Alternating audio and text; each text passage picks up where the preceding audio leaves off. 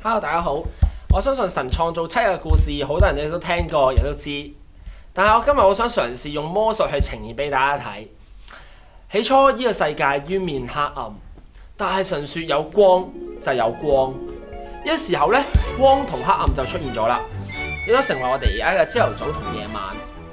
喺第二日時候呢，第二日神想話，好似爭咁啲嘢喎。佢就好想將空氣中嘅水同埋氧氣分開。呢個時候呢，佢會將水變咗出嚟，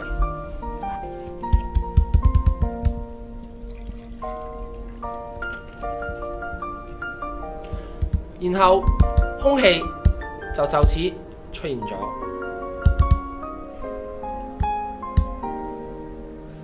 亦都成為我哋嘅大氣層，包圍住我哋嘅地球。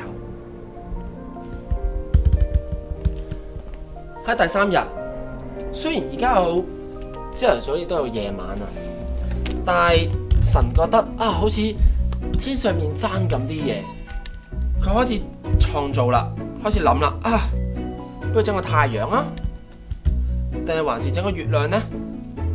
佢諗咗好耐，最尾佢決定呢兩個同時一擠咗上天上面，而家成為我哋而家朝頭早嘅太陽啦，夜晚嘅月亮。但係佢有另一個煩惱啦，就係夜晚嘅時候，淨係得個月亮，好似好孤單，亦都好寡。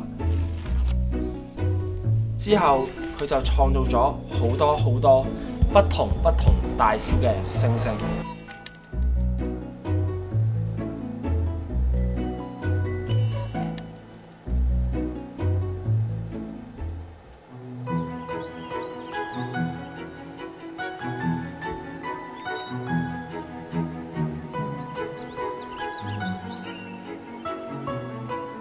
喺第四日嘅時候，神創造咗已經有水、有空氣、有朝頭早、夜晚、太陽同月亮。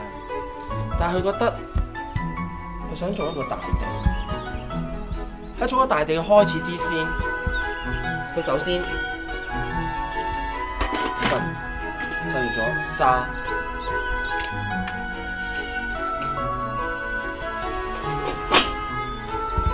並且將呢堆一堆又一堆嘅沙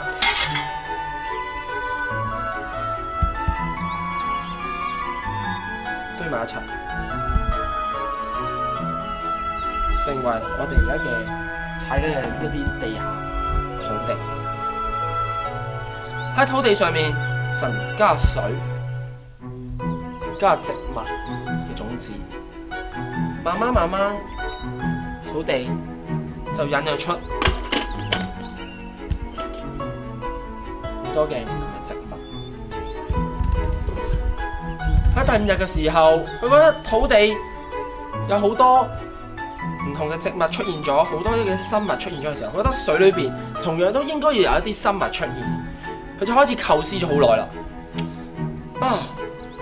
佢不如整翻一隻咁嘅嘢啦，然後佢將佢構思嘅一幅圖畫，亦都變成真實。成為咗海裏嘅魚，並且呢個時候，佢覺得天空中都從嚟出現飛鳥。哇！佢咬我啊！夏小姐喺第六日嘅時候，神佢創造咗好多唔同嘅動物，有猩猩啦、馬騮啦、老虎啦、狗啦、貓、長頸鹿等等唔同嘅動物。但係更重要嘅係，佢照住咗自己嘅樣，佢創造咗人類。而呢個人名叫亞當。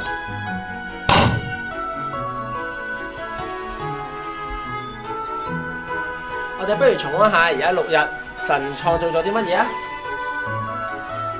第一日，神話有光就有光，並且有黑暗同埋光明嘅時候，有朝早同埋夜晚。第二日，神話我要將空氣中嘅水分開，成為咗大海同埋大氣層。